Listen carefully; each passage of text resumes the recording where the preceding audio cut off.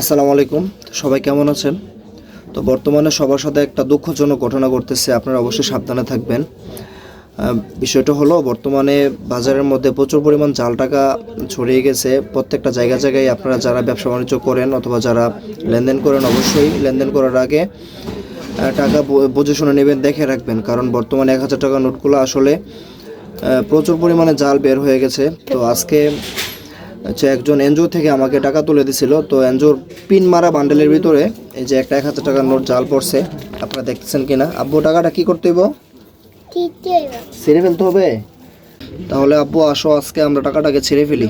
আর অবশ্যই আপনারা টাকা নেওয়ার আগে দেখে শুনে নেবেন। এই যে দেখেন কত সুন্দর টাকাটা, কিন্তু টাকাটা জাল।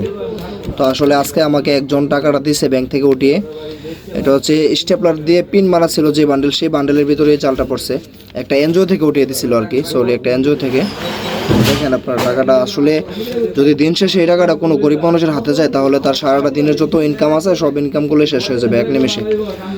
তো মানে এরকম কঠিনভাবে জালটা করছে, আসলে সাধারণ পাবলিক বুঝতেই পারবে না। তো বাবা, টাকাটা কি করবো? ছেড়ে ফেলবো?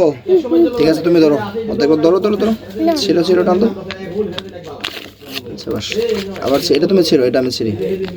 তো অবশ্যই সাবধানে থাকবেন। আর জাল টাকা যদিও কেউ পান, আপনারা জাল টাকা চালানোর চেষ্টা করবেন না, কারণ এটা সারাদিন ঘুরে যদি একটা গরিব মানুষের কাছে গিয়ে পড়ে, তাহলে তার অনেকটাই কষ্ট হবে। তাই আপনারা জাল টাকা ছিঁড়ে ফেলবেন। আর জাল টাকা অবশ্যই লেনদেন করার আগে দেখে শুনে করবেন। আবু, জাল টাকা সবসময় কী করতে হবে? ছিঁড়ে ফেলতে হবে। কাউকে দেওয়া যাবে? দেওয়া যাবে না। দিলে কি হবে? মানুষটার কষ্ট হবে।